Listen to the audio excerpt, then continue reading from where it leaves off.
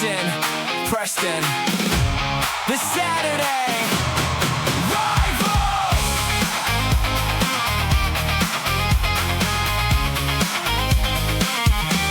The Saturday Rivals! So, let's get to the conference that everybody actually loves, that gets all the eyeballs, that is better than that other conference that is up north and out west and wherever the heck they want to be. The SEC. It's going to be an insane year. I mean, I think we all agree. It's going to be crazy. So how we're going to do the preview is first, maybe we'll start with questions kind of like we did, but then at the end, we'll each give kind of our thoughts on our own teams. Florida, obviously, will be Preston. Mason will do Bama. I'll do LSU. We'll do our individual team previews. And then we will do like we did at the end with the ACC and give conference championship predictions and who's going to win the conference. So to start off, with our preview, is this conference set up for this year to just be Georgia and Texas and everybody else? Or is it going to be somebody else or a lot of other teams? Is it not as clear-cut that Georgia and Texas are the best teams in the conference, like everybody seems to be thinking this year? Ooh, okay. Man. I know you set it up a little bit, but the SEC is going to be psychotic this year. Now, I feel like everybody's picking Texas. A lot of people are still staying on the Georgia bandwagon. But I just think we're going to hit a point this year where probably, I would say, teams 1 through 8 maybe are just completely feasting on each other. And that's the one thing that I'm worried about when it comes playoff time, because I just feel like there's going to be a lot of teams that are looking at 3 losses by the time the season's over. And that's really why I was having a hard time with a lot of my SEC stuff is once you start looking at schedules for a lot of these teams, Texas has a really hard schedule. Georgia's schedule's not a cakewalk like it normally is. LSU's got a tough one. Oklahoma's got a tough one. Like, you just look up and down, man. A lot of the teams that are favored in the conference right now have a really tough schedule. So it's going to be tough for any team to get through it. It's going to be a snake eating its own tail. We'll just put it that way. Like, it is going to be, like, just absolute chaos. So, man, I think Texas is, like, just from the talent perspective, I think Texas is going to be my one team, and this is kind of a sneak peek into the SEC championship. I'm predicting them to be in the SEC title game. Like, regardless of, like, what their schedule is, they're my favorite. You know, I didn't pick them number 1 for no reason. But outside of that, there's like probably 5 or maybe 6 teams that could be in that championship spot with them. Like, obviously, Georgia's going to be the favorite, but like LSU is one that is, you know, it's going to be a sneaky one maybe by the end of the year. Alabama is one that could get it figured out. You know, A&M. I know you two aren't going to like that, but A&M might potentially get it figured out. So there's plenty of teams outside of just Texas and Georgia that have a legit shot at this thing.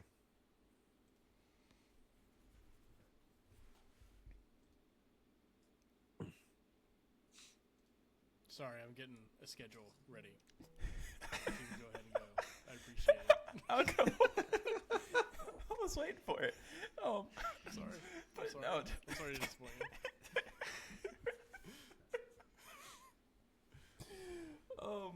No, just All going right, off what he. let me show. Just a bunch of dead air, and he's just going to start talking there. Okay. All right, let's talk Texas schedule since Preston brought him up. Texas' schedule, not easy. They start off with Texas State, then they play Ohio State, then UTSA, and then here comes their big gauntlet for the year. At Tennessee, Oklahoma, Florida, Ole Miss, Mississippi State, at Missouri, at LSU, Arkansas, at A&M. Oh. Dude. So they're a little different from the LSU perspective of they don't really have like a big break. And they're different from Oklahoma in that they're not like front loaded. Like it's tough in every single kind of section of the schedule. Like you start off week 2 Ohio State, 2 weeks later you go at Tennessee, Oklahoma, after the Oklahoma game, you got to play Florida and Ole Miss. Maybe get a little bit of a lapse and a breather with Mississippi State, maybe, which gave them a huge scare last year, so maybe it's not as big of a relaxing moment. At Missouri, I don't really have a ton of hopes and a ton of thoughts of Missouri this year, but, it's on the road in the SEC. At LSU, Arkansas, check win, obviously, and then at Texas A&M 4, there's not an easy spot here, and so I have concerns with Texas. And it's not just about the schedule, but it's this, man, I feel like we just hype them up all the time. Everybody loves Sark as a play caller and as an offensive genius. He had some really good years at Alabama. But I just, since he's been at Texas, I've never been super overly impressed with what they've done offensively. And I don't think you can then point the finger at the players he's had, because, he had Bijan Robinson, he's had some really good wide receivers, he's had Quinn Ewers, who was solid at quarterback, and to be fair to them, they did make the semifinal, but that was maybe more because of their defense, more so than their offense. And then you got, Arch Manning, who's been hyped up since he came out of high school and, had some good games at the end of the year. I don't care about the bowl game against Michigan. So, Mason, you brought it up last week. There's always a team that starts in the top 10 in the AP, and there's always at least one that drops. And you and I both agree that it's going to be Ole Miss, but I don't know if I'm fully convinced on Texas being the superpower, even though they spend a lot of money on the roster, just because they're not going to beat Georgia, because they have not proven that they're tough enough and can run the ball and can beat Georgia. So until they can be tough enough to do that, I don't know if they can run through a schedule like this and be the number one playoff contending team that we all think they are and were. Yeah. I will say this. The difference for me is just, I think, the way that the year ended last year with Arch Manning and then the big pickups in the transfer portal, namely Cam Coleman. I'll throw this out there. I think Cam Coleman's the best wide receiver Sark has had at Texas. He is uber talented, crazy athlete, and I think he is going to just absolutely blow it up this year. I really do. That tandem between him and Arch, and then Hollywood Smothers at the running back position, who transferred from NC State. That is going to be a loaded offense.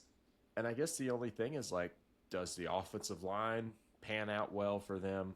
I think every SEC team could say that's a concern because, everybody going into the year could have question marks on the offensive line. But, they're just so talented, man. And to your point, they spent so much money on this roster to where it's hard for me to believe that it's all going to be for naught. I think, to my point, I think maybe it was last week. This was a young team last year, and I think they're going to figure it out.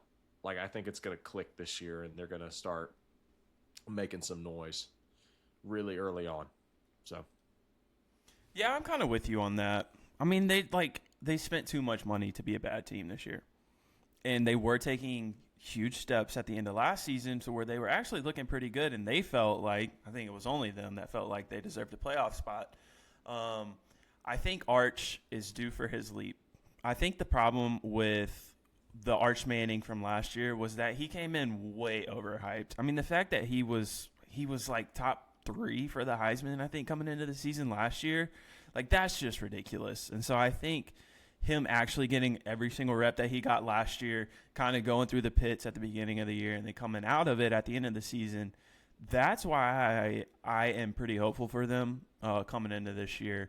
And seriously, this, it feels weird to say, but it is a make or break year for Sark. If they miss the playoffs again after putting that much money into the roster and having a guy like Arch and Cam Coleman, you're not making it out of the season if you don't make it to the playoffs. And so I do think that But also, like, they've had some weird stuff coming out of their camp here recently.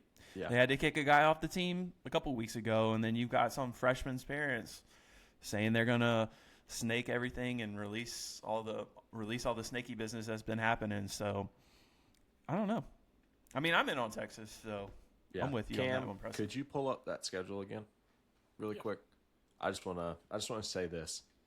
To Mason's point, if they don't make the playoff, this is gonna be a James Franklin 2.0 from last year, where he gets fired like, what was it? Was it 6 weeks into the season or something like that? It was after the UCLA game that I think they pulled the trigger.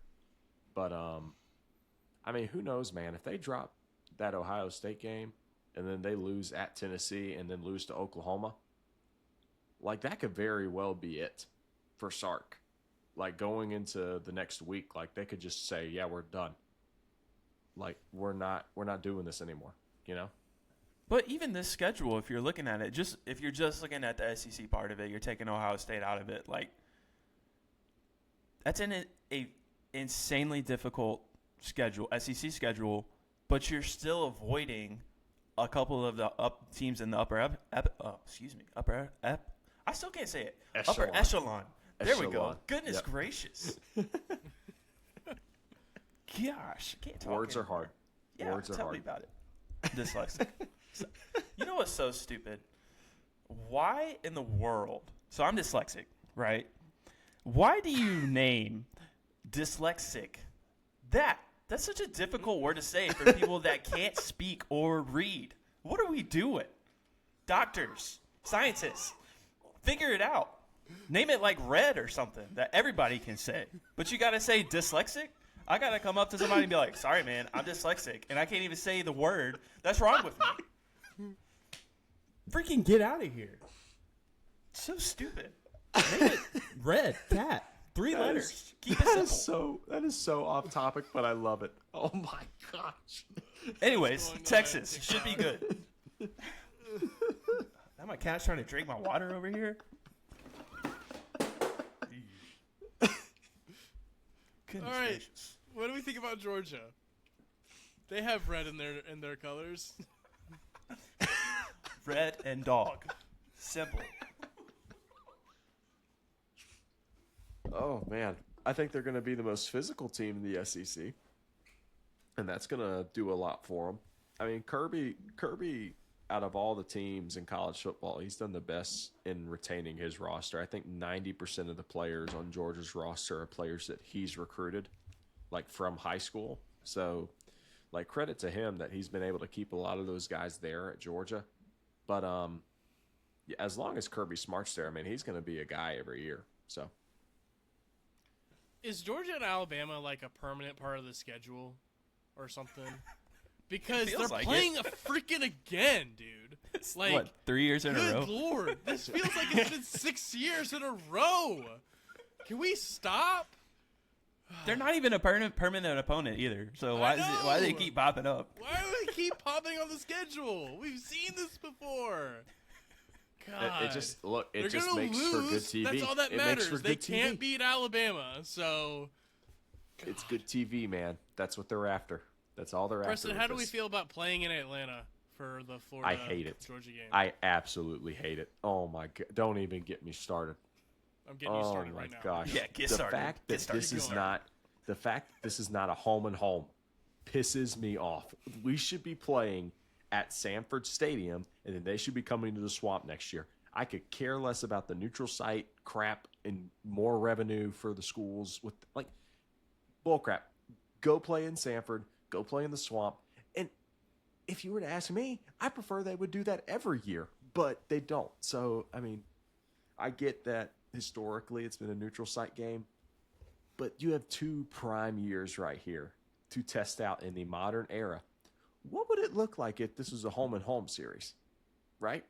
Which, I mean, that's basically what it is with them being in Atlanta and then it coming to Tampa next year. But, like, you could have just done it on campus.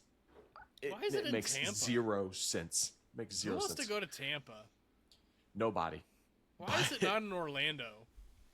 I would love it if it was in Orlando. That's a better base for Florida fans in Orlando than in Tampa, in my opinion. Look, I have to stand up for Tampa right now. Tampa is a lot of fun. Okay, so I don't know why you're dogging Tampa right now. Tampa's more fun than Jacksonville. What are we doing? Look, I love Busch Gardens. I love Busch Gardens, man. It's a good theme park. I'll give you that. But Orlando's got Disney World and Universal. So, hey, you know. Isn't that where you're like used to be from, Mason? So why are you not even championing for Orlando? Hold on. I literally lived dead center of both of them. It was 45 minutes I both didn't ways. know it was both. Oh, yeah. Yeah, Tampa's fun. Tampa's actually got a football stadium, too. What are we talking about? Is it more fun than Orlando, though? Come on. Let's be honest. What are you asking me right now? I'm Look, asking you, is Orlando or Tampa more fun? The question is, are you a Disney adult or not? And then that'll give you your answer. That's not. If the answer is yes, I am a Disney adult, then sure. Orlando's more fun, all right? But if you're not, then Listen, it's it's Tampa more 10 fun out to of 10 spend times. 4K on one day at Disney World than Bro. stupid. We're just going off the rails. We're not even. Yeah, I love this. What do we think about Missouri? I kind of brought it up. I don't think they're going to be very good. I like the nerd, but they Yeah. keep losing everybody on defense. I just don't think. I don't know. I mean, do they even know when Ahmad Hardy's going to be back at this point? I don't think so. That's the tough part. I mean, he's very obviously easily their best player, and you lose him for. I mean, you don't even know how long he's going to be gone. So that was kind of their superpower last year with how good he played for them. So if he's gone for a majority of the season, I don't know. It's just going to be kind of a. I don't want to say letdown because of. They have been good the past few seasons, but also, I mean, what kind of talent are you working with this year? I don't know. Schedule? All right, I'm going to give you a grouping of teams. Oh. All right. And I'm going to need you guys to tell me who the best two are and who the worst one is. Okay? All right. Let me make sure I got them. All right, here we go. Mississippi State, Kentucky, Missouri, Vanderbilt, Auburn, South Carolina, Florida. Who are the top two in that group, and who's the worst? All right. Without thinking about it, I would definitely put South Carolina at the top of that. Ooh.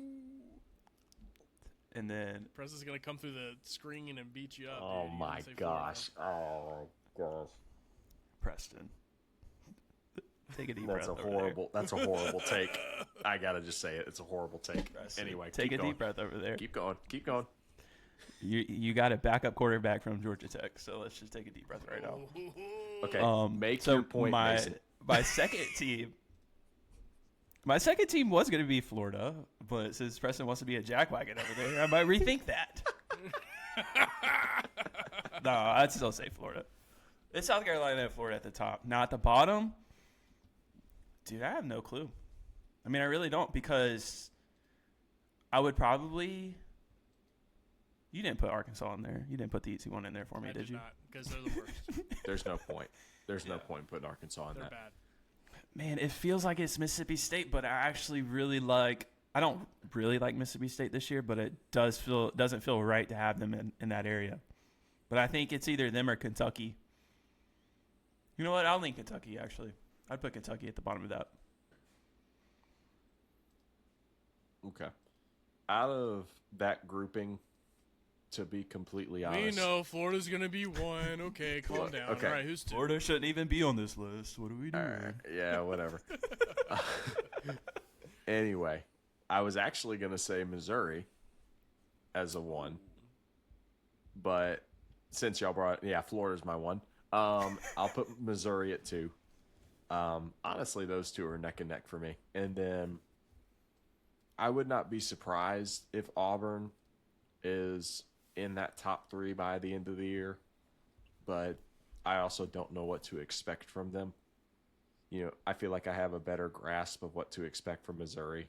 And I mean, obviously, I think for some of the other schools too, like South Carolina, I expect, to be decent with Shane Beamer. I don't expect them to be crazy. Mississippi State, I don't know if they're going to make a bowl game or not. So, like, who knows what's going to happen there. So Auburn, out of those schools, kind of sticks out as the one that could potentially be one that you're talking about at the end of the year as, oh, well, they were one of the top 6 or 7 teams in the SEC, Yeah, I mean, those are all the schools that are going to be like below like a Tennessee, and then the rest of the teams that are in the conference that are really fighting for something. So who is that next tier? Man, I do think Florida will be pretty decent this year, unfortunately. That means maybe I don't get to shave Preston Sett a little bit, but I think that in that group as it stands now, I would probably put Florida at 1 or 2. And then the other one I think is just going to be – I just think Missouri with Eli Drinkowitz is just always so consistent. You can always count on him having a good, tough team. Might not be able to win all the games, but they'll win the games that maybe they should, like their home games against some of these other lower-tier teams. And they're going to win 6-7 games every year.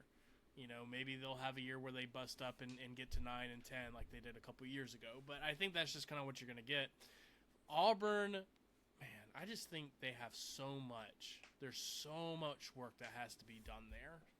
I mean, they were still like, I say that, and they were so close to winning so many games last year and even the year before. But I just think there's so much work that needs to be done there. Kentucky, who knows what Will Stein's really going to do. Vandy is the wild card. Yeah. Vandy is the biggest wild card in this group because they could still be really good, or they could just take a dive and go back to the Vandy that we're all kind of used to based on what happens at quarterback play. It could just be a take your lumps type of year for their guy to grow up. So I think they're the biggest wild card in the group. Mississippi State, I think, is a wild card too if Kamario Taylor busts out. If Kamario Taylor has an awesome year, then I say watch out for Mississippi State. They might not have the best record, but I don't think anybody's going to want to play them. That's how I would consider them. But I think out of that group, I would probably put Kentucky as the worst. I just think Mississippi State's so hard to play on the road also. I mean, you saw it last year. Cowbells, Mill. Dude, it's insane. So, that's why I can't put Mississippi State at the bottom of that list. I think it's got to be Kentucky, too. Do we think this is the deepest the league has ever been? Yes. Ooh, yeah. Bar none. This year specifically, I feel has just a completely different feel to it from even last year, which last year, I mean, like we saw what happened there. Like the SEC, by the time I think it was week 10, we didn't know who was going to be playing for the conference championship. Like it was up for grabs for everybody. So, you're going to have that same situation this year. By the time we get to week 9, like there's going to be a group of 6 teams, 7 teams that are all going to be in there to where if it pans out well for them, they're going to make it into the SEC title game. And so this is by far the deepest the league has ever been, in my opinion. I mean, it's been trending this way for, 3 years now since a certain someone retired. So, yeah. Yeah. I mean, just with the transport NIL anyway. I mean, there's been parity all over the place. So, but I think this is where the SEC can hang their hat on top of the Big Tens, because you hear a lot of the conversations. It's, well, the top of the Big Ten is better than the top of the SEC. Okay, cool. Show me 9 through 16, and then we'll start talking. Because the 9 through 10 or 9 through 16 in the SEC dog walks the 9 through 16 of the Big Ten. And I think we're going to see it, funny enough, with Mississippi State and Minnesota kind of play out. Because I would say Minnesota is a higher tier team in the Big Ten than Mississippi State in the SEC. And if Mississippi State goes in there and just handles business, like that from the jump is going to be proving the point of like, yeah, the SEC is just deeper. Like it's just harder, like period. Like there's no getting around it. Do we now move on? The last team that I'll ask a question on before we get to our individual team previews. Can Oklahoma weather the storm early? Because their schedule, super tough starting out, eases its way towards the end. UTEP, Michigan at the Big House, New Mexico, at Georgia, Texas, and then you kind of start to come back down to where it's a little easier for them. Kentucky at home, at Mississippi State, South Carolina, at Florida, Ole Miss, A&M, finishing at Missouri. They're a team that all three of us really like, but the beginning of that first 5 games on the schedule, 3 of the 5 are all losable. Oh, 100%. I mean, you could probably make the argument they're dogs in at least the Georgia and Texas game. It'll be close in the Michigan game. I mean, if they're going to survive the season, they have to go 2-1 in those 3 games. Because on the backside of it, with Ole Miss, A&M, Florida, and South Carolina, like, I mean, that's not a fun stretch either. So. Yeah. Out of the Georgia and the Texas games, they have to split it because I think the toughest one after that, and again, this isn't just because I'm a fan. Homer. All right. Homer But alert. it's got to be Florida. Yeah, right. You're playing on the road in an insane environment. Like, and who knows what Florida's going to be. Like, I'm going to keep saying that until we really get deep into the season. Who We knows know. what this team is going to end up being? So I think Georgia and Texas, I do think they'll split it. Like, it could go either way. I could see them winning that Georgia game. Brent Venables' defense is always going to be ready to go. So it's just a matter of how good is John Mateer. Like, I'm going to keep saying it. How good is he going to be this year? And if he's as good as what he could have been last year if he had not gotten hurt, then we're talking about a Heisman finalist. Like, legitimately. Well, he was the Heisman favorite before he got hurt last year. Yeah. So, yeah, I mean, I really, really want to be in on Oklahoma, but that's just such a brutal schedule, man. I think it's just brutal at the start, and I think once they get going, I think like the good thing for them is that they get 8-4 and Ole Miss at home. I mean, the toughest stretch on the back half is going to be at Florida just because it's a road game. By that time, Florida could have 3 or 4 losses by then. I don't know. But, you know, so you never really know what it's going to be like, and I think they can handle business at Missouri. Like, when I think of Oklahoma, I think of, can their defense handle whatever offense they're facing? Yes. So, just that alone means that they're in every single game that they play. I think if I'm looking at this right now and you have to tell me, okay, which of the three are they going to win? I would say they beat Michigan, they beat Texas. Because I think it's so freaking hard to beat Georgia at Georgia, man. I think that's so hard. The only team that's really done it is Alabama, okay? Nobody else has really been able to do it in a while. Yeah, I would agree. But, dude, I don't know, man.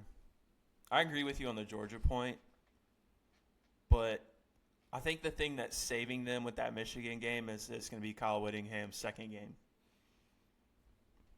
Man, I don't know. I want to be in on them so bad. I'm telling you. I've been trying to talk myself into this for a while now. All It's right, just so those two games are if so they tough. start off the season 3-3, is there a path to the playoff for them? No. No, they're gonna. If they start off the season 3-3, they're dropping one of those late ones. I see them at best going 10-2. Again, like I really do. Now they could surprise me and go 11-1, but they're not coming out of this without a loss. Like there's no way. 100%. So I mean, that Georgia game, I could see it. The Florida game, I could see it. That Texas A&M game, I could see it. I mean, there's potential for some of those late ones, and then Texas, you know, in the Cotton Bowl. Who knows what's going to happen there? They own Texas in that series, guys. I'm sorry. They just own them. They don't lose that game. What? Oklahoma doesn't lose that game. To Texas? Texas has won it, like 2 times in the past, like, Okay, I'm there what, with you on 15, 20 years? that. Goodness gracious. I'll yell more, Chill your okay? beats. I agree with you. Goodness gracious.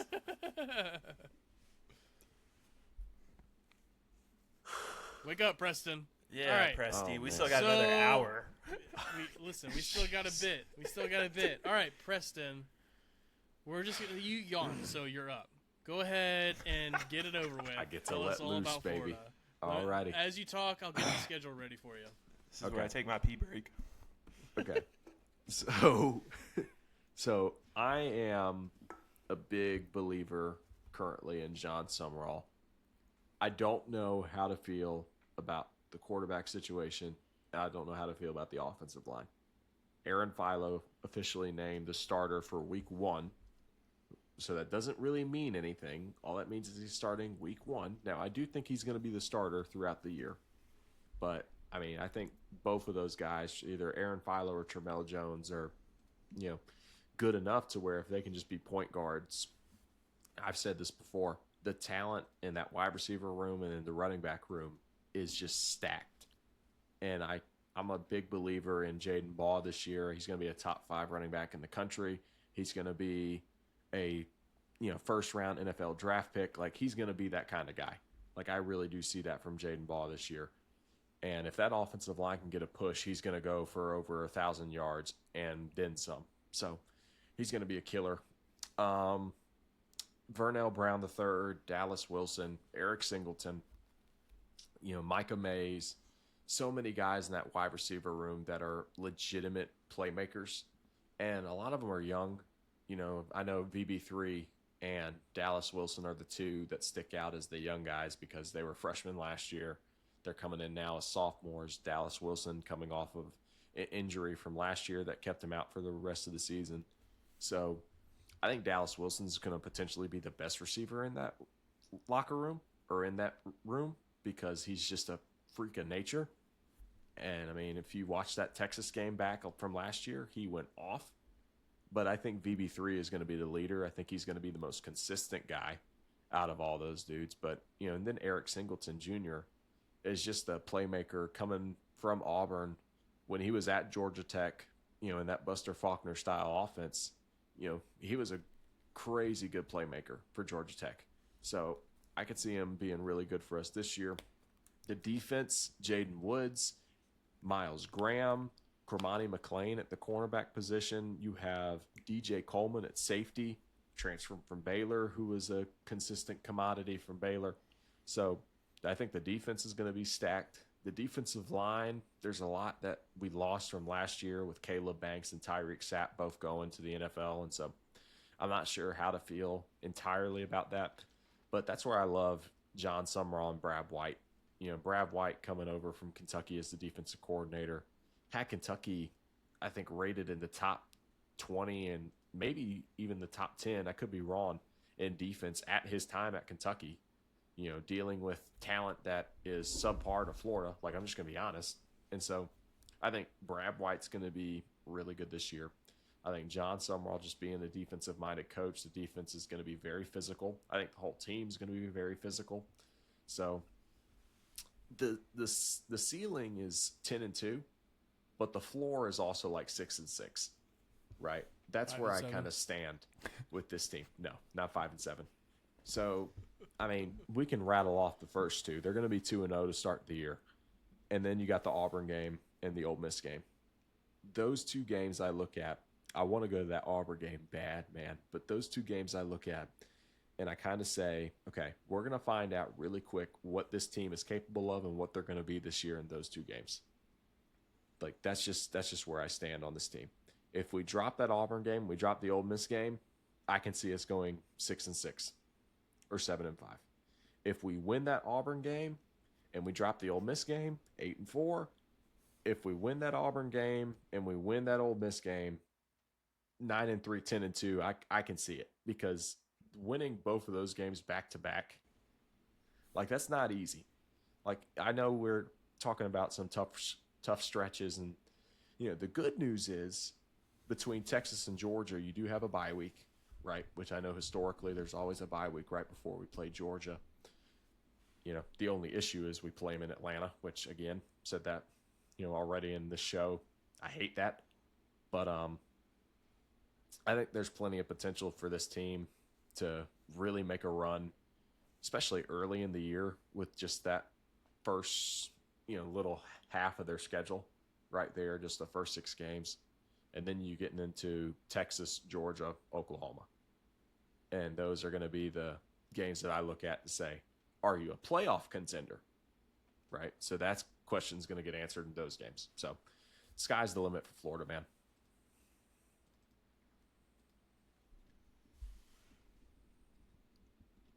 Mason, thoughts on Florida? Preston, I love your enthusiasm. I absolutely love it. 10-2 though, you said is the ceiling. So which of the four big games, Ole Miss, Texas, Oklahoma, Georgia, which two do you genuinely think they can get? I'm assuming Ole Miss. We've talked about that a lot. But Ole Miss, Ole Miss, I think they're going to get the two that I see them dropping are Texas and Georgia, and then Ole Miss and Oklahoma are up in the air for me. Just because, simply put, we play them at home. It's just as simply as I can put it. I have been in that stadium several years now. I was there whenever we beat Texas last year. I was there whenever they beat Tennessee a few years ago when Trevor Etienne went off in that game, and we were up by like 20 at halftime. So I've seen that this home field advantage is real whenever teams come to play in the Swamp, regardless of who the head coach is, regardless of what players are on the roster. Like, it is a tough place to play, and nobody wants to go in there if Florida is good, mind you. And I think they're going to be good under John Sumrall. So I don't know, man. I think they're not going to pull out every home game. I don't see it. I think my prediction for them is either 9-3 or 8-4, but I could definitely see that Ole Miss game being the one they get. I think the Oklahoma game they're probably going to drop just because it's late in the year. I think Oklahoma is going to be a pretty solid team, and their defense is going to be able to keep them in it. But yeah, man, like, I stand by it. I think 10-2 is the ceiling. I think it could get as bad as 6-6, but I don't think there's any way with the talent on this team that they're going to go anywhere near 5-7. Like, I just don't see it. They're going to be bowl eligible by the end of the year. I'll say that much.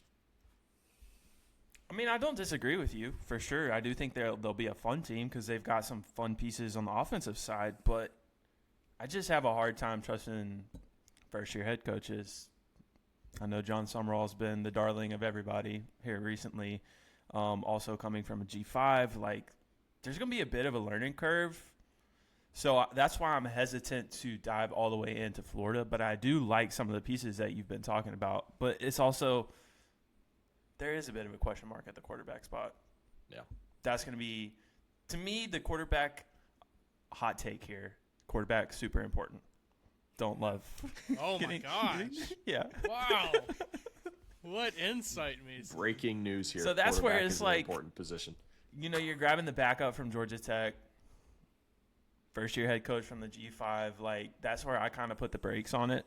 So I don't know. My thoughts on that too could be that maybe that's trying to create a smoother transition for it, because the whole thing with the first-year head coach problem is you have new playbooks you're trying to learn, you got new players that you're bringing in, which, like, don't get me wrong, we've had plenty of like attrition when it comes to players leaving and players coming in, but we've also had a lot of guys stay.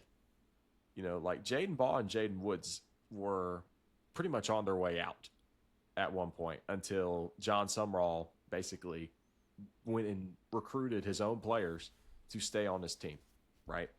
I think that's more important than any offseason pickup we've made, right? Like, I know Eric Singleton was a big pickup, and we're going to be talking about Aaron Philo as a big pickup because he's a starting quarterback, but I think those two guys, Jaden Woods and Jaden Baugh, to get those guys back for this season is huge, because Texas was throwing big money at both of those dudes, and you can't convince me otherwise. Like, Texas was definitely trying to land Jaden Woods and Jaden Baugh.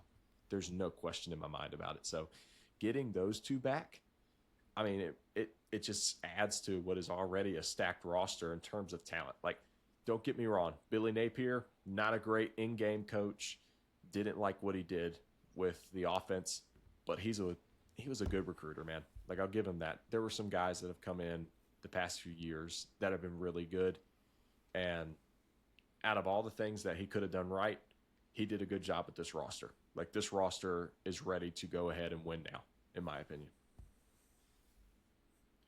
Yeah, it sounds like Mason's just living in PTSD from liking Sunbelt Billy with John Summerall here. Yeah, I mean, I think it'll be a fun team. I think Buster Faulkner's offense is fun. Like, I love watching watching the offense at Georgia Tech. But do you have the quarterback that can really run it successfully?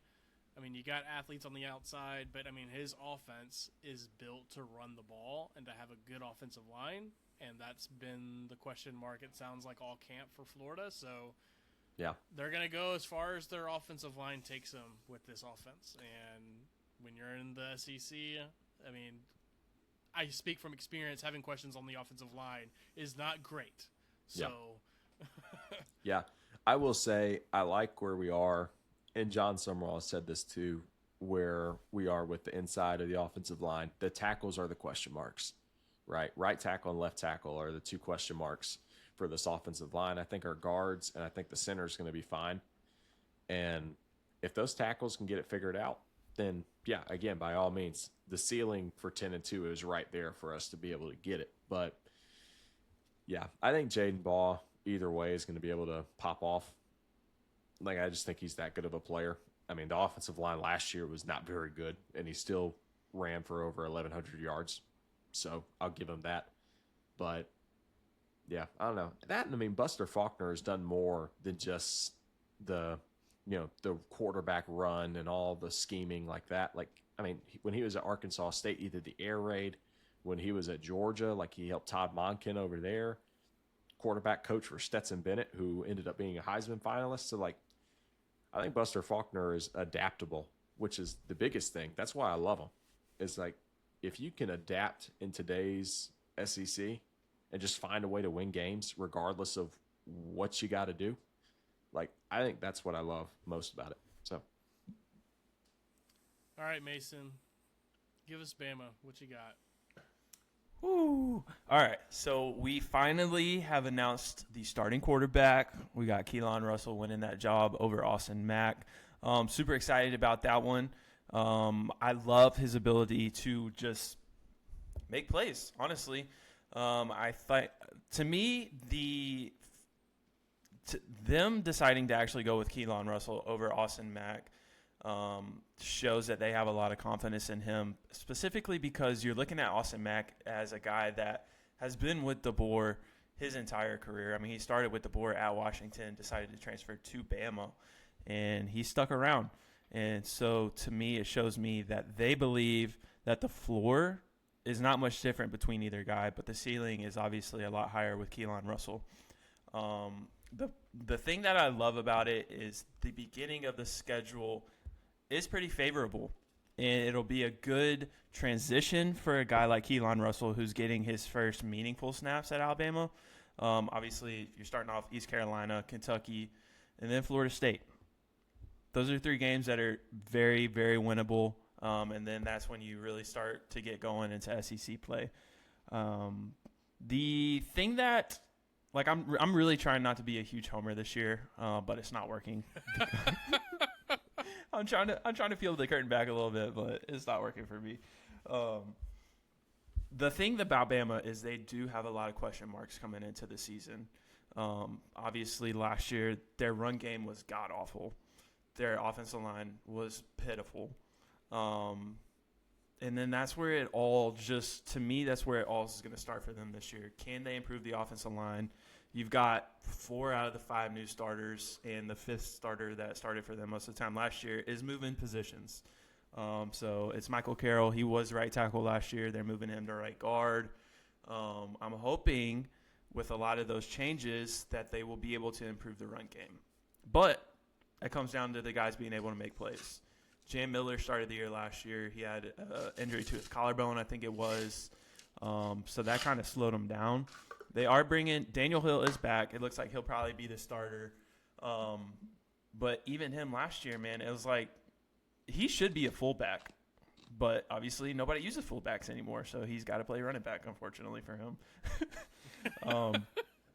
So it's all about that. A.K. Deer was a guy that they brought in last year. He was a true freshman last year, 5-star, supposed to be awesome. He didn't get much playing time. He was having a really good camp. But he did get hurt, going to miss some time. E.J. Crowell is their huge 5-star superstar that's supposed to light the world up, but he hadn't been at camp a whole lot this year either because he's been hurt. So they've already got a handful of injuries in the running back room. You tag that along with, can Ryan Coleman Williams snap out of his yips that he had last year?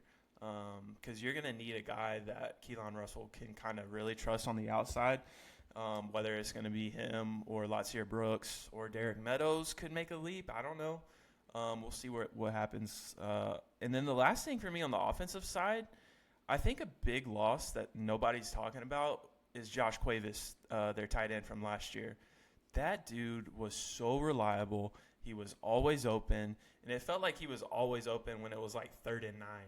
And so losing somebody like that is going to be an interesting spot for them to replace. If they could do it with Caleb Edwards, I think they will. They got to transfer Josh Ford from Oklahoma State, but I think he's more of a blocking tight end. So we'll see what happens, but I'm super excited for what Keelan Russell can provide for them on the offensive side because his legs are very good. So he'll be able to kind of sustain the transition period that they'll have with the offensive line if they can get that going. Now, if you go to defense, I do think that their secondary is the best secondary in college football. I mean, you're returning all 5 guys that you had last year. Bray Hubbard, Keon Sabb at the safety spots. You're going to have Red Morgan in the slot.